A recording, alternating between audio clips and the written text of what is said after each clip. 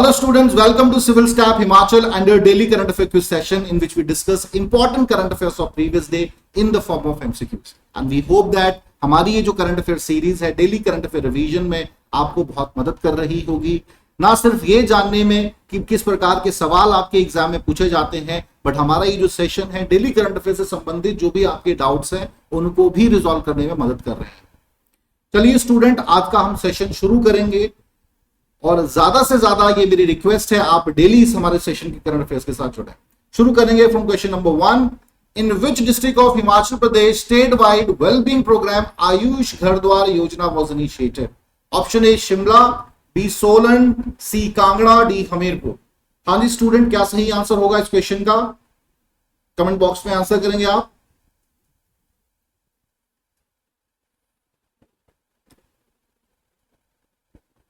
सो option जो B है आपका सोलन डिस्ट्रिक्ट में हाल ही में हिमाचल गवर्नमेंट द्वारा आयुष घर द्वार योजना को इनिशिएट किया गया है। इसके माध्यम से ऐसे कोविड पेशेंट जो होम आइसोलेटेड हैं या फिर हेल्थ केयर सेंटर में एडमिट हैं उनके साथ बातचीत की जाएगी, उनको हेल्थ बेनिफिट्स के बारे में बताया जाएगा, लाइफस्टाइल कैसे जीनी है आफ्टर कोविड उन पर बातचीत की जाएगी, योगाभ्यास उनसे करवाया जाएगा, साथ ही साथ हेल्थ जो किट्स हैं, मेडिसिन हैं, वो उनको प्रोवाइड कराए जाएंगे। ऑलराइट, तो बड़ा ही महत्वपूर्ण ये इनिशिएशन है घर द्वार योजना कि घर जाकर लोग के साथ जुड़े, उनसे बात करें। ठीक है, अब इसके तहत क्या है, इनिशियली जो इसका फर्स्ट सेशन हुआ है 80 इसमें तकरीबन जो होम आइसोलेटेड पेशेंट्स थे वो जुड़े इस सेशन के साथ, योगाभ्यास किया और काफी इश्यूज पे बातचीत की गई। ऑलराइट, और जो सरकार का टारगेट इसके तहत है वो है तकरीबन 30,000।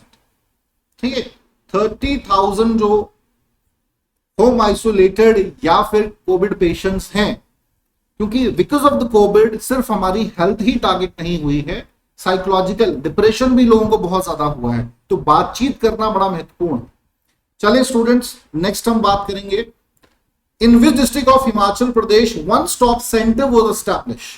Option A Kangra, B Solan, C Una, D Mandi. हाँ जी student, what shall be the right answer? Comment box में आंसर करें आप।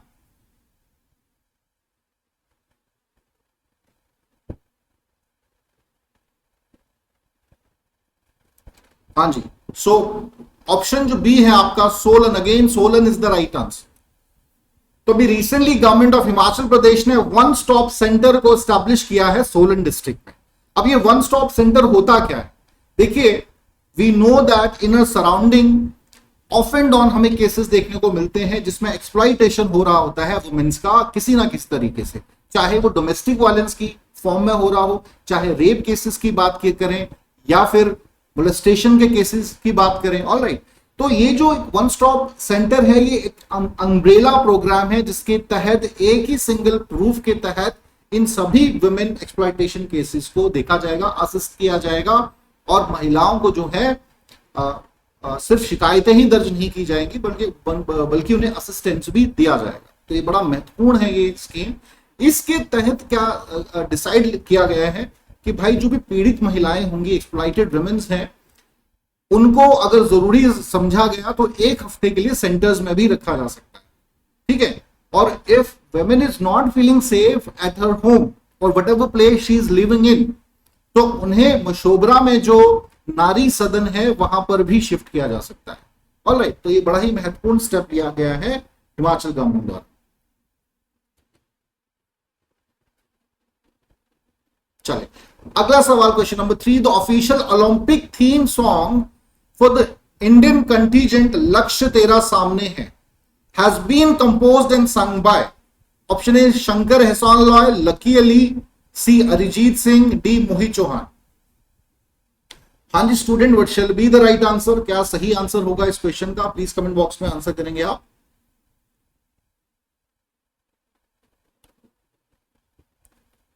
सो ऑप्शन जो डी है आपका student Mohit Chauhan is the right answer.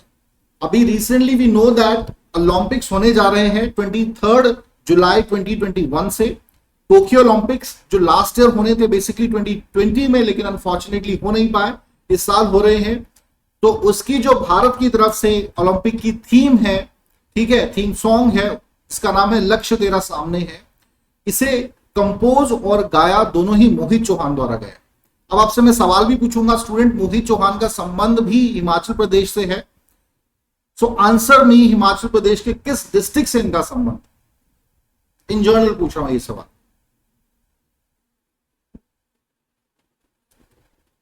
सो मोहित चौहान का संबंध जो है सिरमौर डिस्ट्रिक्ट से है, नाहन के हैं ये, ठीक है। और दो तीन सवाल मैं और पूछना चाहूंगा क्योंकि ओलंपिक इवेंट है, वो भी मैं आपसे डिस्कस करूंगा, लेकिन थोड़ा सा न्यूज पे पहले बात कर लें। तो इसके तहत तकरीबन 100 एथलीट जो हैं इंडिया की तरफ से पार्टिसिपेट करने जा रहे हैं इस साल।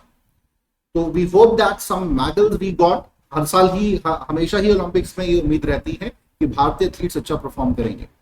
Now my question is, answer करेंगे आपके पहले भारतीय जो थे इंडिविजुअल मेडलिस्ट कौन थे ओलंपिक में? Who was the first individual medallist in Olympics from India? Comment box में आंसर करें स्टूडेंट। इन जर्नल सवाल है, करंट अफेयर्स का नहीं है, but you must have an idea.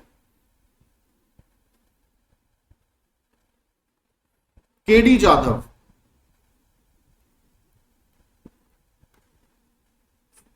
KD Jadhav 1952 Helsinki Olympics, पहला इन्होंने मेडल जीता था, ठीक है, ब्रॉन्ज मेडलिस्ट थे ये। आप मुझे ये भी आंसर करेंगे, अगर मैंने नाम भी बता दिया है, किस खेल से इनका संबंध था students? From which sport he belong? तो he was basically a wrestler, ठीक है। तो पहला जो इंडिविजुअल मेडलिस्ट थे केडी जाधव, वो रेसलिंग से संबंध रखते थे। एक और सवाल पूछना चाहूंगा ओलंपिक से ही related. How many Olympics have been taken place so far in Asian continent? ये रेडीमेड क्वेश्चंस आपको कहीं नहीं मिलेंगे।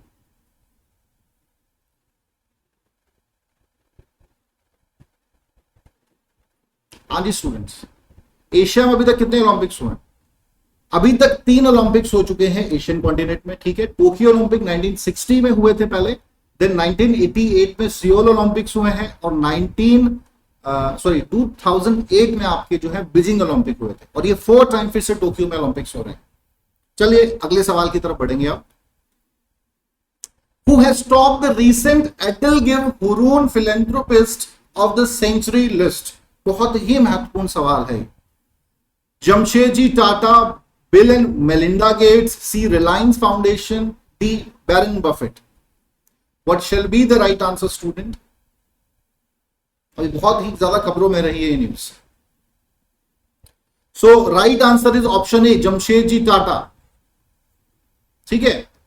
फिलैंथ्रोपिस्ट ऑफ द सेंचुरी इन्हें घोषित किया गया है, ठीक है। तो हर भारत के लिए बड़ी गर्व की बात है ये।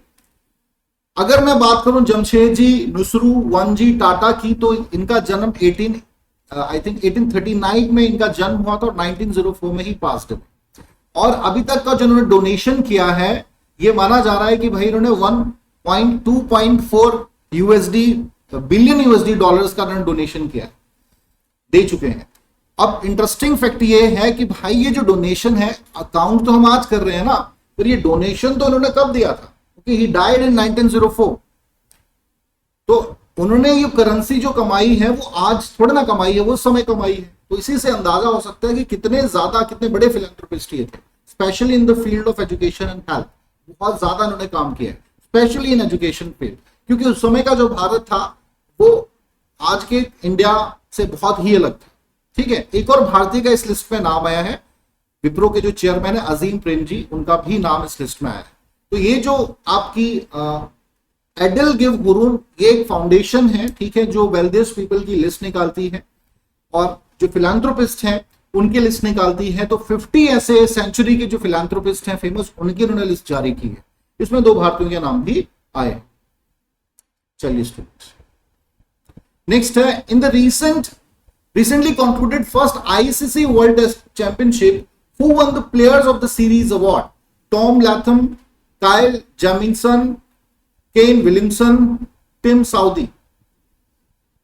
हाँ जी स्टूडेंट्स, क्या सही आंसर है इस क्वेश्चन का? देखिए, वर्ल्ड टेस्ट, जो भी वर्ल्ड चैंपियनशिप्स है ना क्रिकेट से जुड़ी, वो बहुत इंपॉर्टेंट होती है, वहां से सवाल पूछ लिए जाते हैं। तो basically C is the right answer. Ken Williamson जो है न्यूजीलैंड के प्लेयर, उन्हें player of the series award दिया गया है। काइल जेमिसन जो है इन्हें player of the match award दिया गया है। तो रिसेंटली न्यूजीलैंड ने इंडिया को हरा के आईसीसी वर्ल्ड टेस्ट चैंपियनशिप को जीता है। ये पहली दफा ऐसा होगा कि न्यूजीलैंड ने कोई वर्ल्ड जो है आईसीसी वर्ल्ड चैंपियनशिप को जीती है। ठीक है, चाहे वनडे हो, टेस्ट हो, आईसीसी इन्होंने कोई भी जो आईसीसी द्वारा ऑर्गेनाइज वर्ल्ड चैंपियनशिप होती है नहीं जीती। तो बहुत बड़ी बात है ये न्यूजीलैंड के लिए, भारत को हरा के जीता है इन्होंने। नेक्स्ट है a new human species has been recently discovered from the Nesher Ramla. It is situated in Yemen, Saudi Arabia, Oman, Israel. हाँ जी स्टूडेंट्स, क्या सही आंसर इस क्वेश्चन का?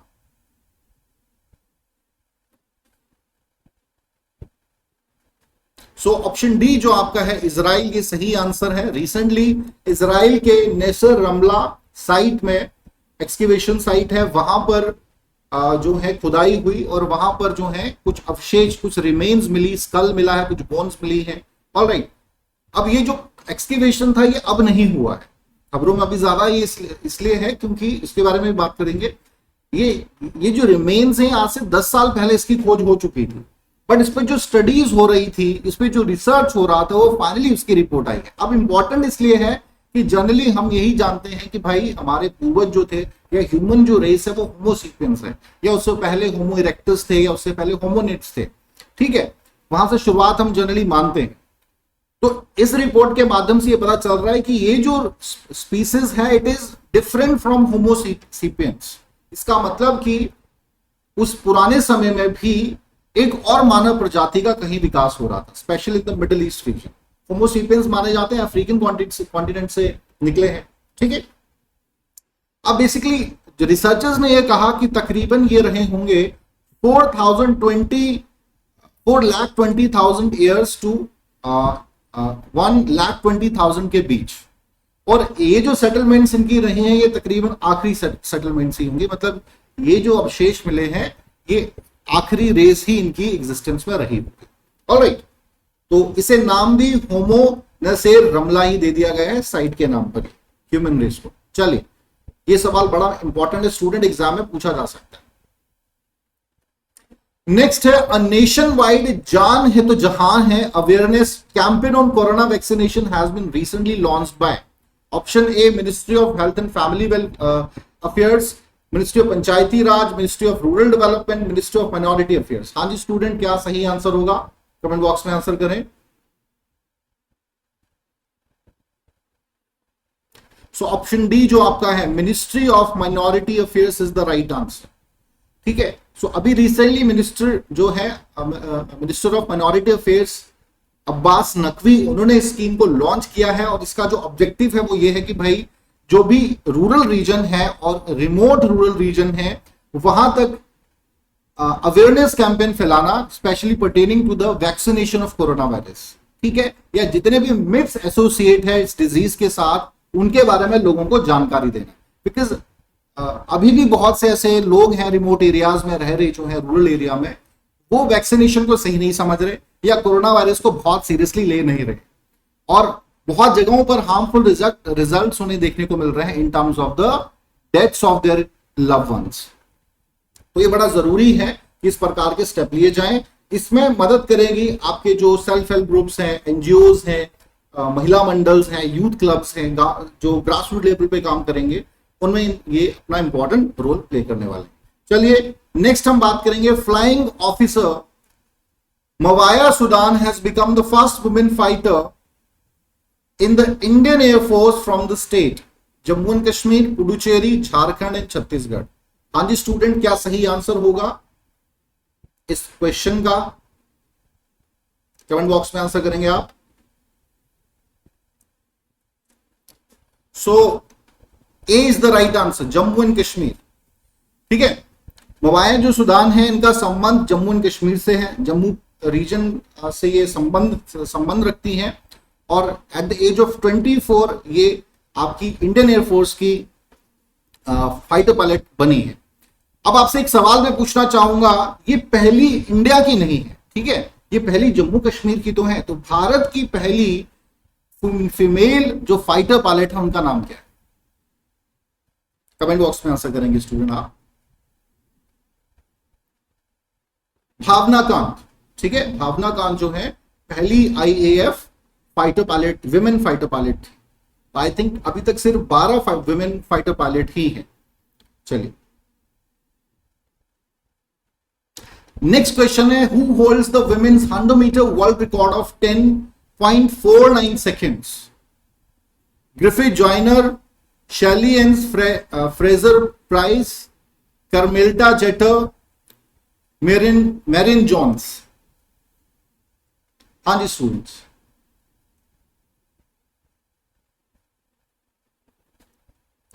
सो A is the right answer.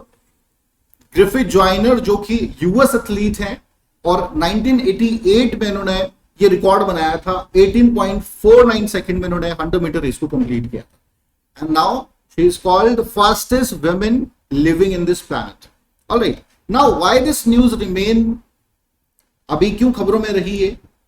इसका कारण था कि ये जो शैली एंड फ्रेजर प्राइस है, इन्होंने भी एक रिकॉर्ड बनाया है। इन्होंने 10.63 सेकेंड में 100 मीटर रेस को कंप्लीट किया है। And now she became the second fastest woman of the world, alright, after Griffith Joyner. इनका जो संबंध है जमाइका से है। तो जमाइका इज नोन फॉर जो आपके स्प्रिंटर्स हैं और ट्रैक एंड फील्ड से संबंधित जितने भी एथलीट्स हैं उनके लिए जानी जाती है, ठीक है। यूजेन बोल्ट का नाम है और बहुत से, योहान ब्लैक है, ठीक है, बहुत से ऐसे और नाम है, आसफा पॉवेल है, बहुत से प्रोमिनेंट जो स्प्रिंटर्स हैं जिन्होंने रिकॉर्ड बनाए हैं वो जमैका से ही संबंध रखते हैं। चलिए स्टूडेंट्स, यहां आज हम अपना सेशन क्लोज करेंगे। एंड आई होप कि कुछ नए डायमेंशंस, कुछ नए एस्पेक्ट्स आपको करंट अफेयर से संबंधित पता चले हो। चलिए students, let's know bit about our courses. पहला कोर्स हमारा है प्रीलिम्स स्टूडेंट्स के लिए, ऐसे स्टूडेंट्स जो अपनी प्रीलिम्स की प्रिपरेशन तो कर चुके हैं but still confuse that how to prepare for mains exam. तो उनके लिए हमारा ये मेंस ओरिएंटेड कोर्स है। Include 140 lectures of GS 1 2 3, notes होंगे मोर देन 1600 पेजेस के, मॉक इंटरव्यूज भी इसमें इंक्लूड रहेंगे if you qualify the mains exam. मतलब आपके मेंस और इंटरव्यू की प्रिपरेशन इस कोर्स में इंक्लूड रहेगी। And it just amount 8500 rupees. Next है आपका हमारा कॉम्प्रिहेंसिव कोर्स, जो कि 21 जुलाई से एक नया बैच हमारा शुरू भी हुआ है। उसे भी अभी आप ज्वाइन कर सकते हैं, ठीक है, या फर्दर आप करना चाहें, that is your choice. Now this comprehensive जो हमारा ये कोर्स है, it includes 200 plus GS lectures, 75 plus CSAT lectures, notes 300 pages से ज्यादा इसमें इंक्लूड होंगे। आपको करंट अफेयर्स की मंथली मैगजीन्स इसमें प्रोवाइड कराई जाएंगी, वीकली लाइव सेशंस इसमें इंक्लूड है, मॉक इंटरव्यूज तक की प्रिपरेशन इसमें इंक्लूड रहेगी स्टूडेंट्स, ठीक है। ये सीरीज भी प्रीलिम्स और मेंस की इसका हिस्सा है। तो ये जो हमारा फुल लेंथ कोर्स है, इसकी कीमत मात्र है 22,500 रुपए। तो आप इसे ज्वाइन कर सकते हैं, अपनी प्रिपरेशन को एक्सेलरेट कर सकते हैं, एक बूस्ट मिलेगा। क्योंकि अगर आप ऐसे रिसोर्सेज से पढ़ेंगे तो it will take a lot of time to find out the resources. किताबें पढ़ना, 10 किताबें पढ़ के आप नोट्स बनाएंगे, ठीक है, या फिर आप टेस्ट सीरीज आपको प्रॉपर नहीं मिल पाएगी। तो हमारे फुल लेंथ कोर्स में सारी चीजें अवेलेबल रहेंगी। Alright students, so avail the opportunity. साथ ही साथ आप हमारे टेलीग्राम चैनल के भी साथ जुड़ सकते हैं, ताकि आपको डेली अपडेशन जो है pertaining to our courses, pertaining to our programmes मिल सके। चलिए स्टूडेंट्स, आज का लेक्चर हम यही खत्म करेंगे। Thank you very much.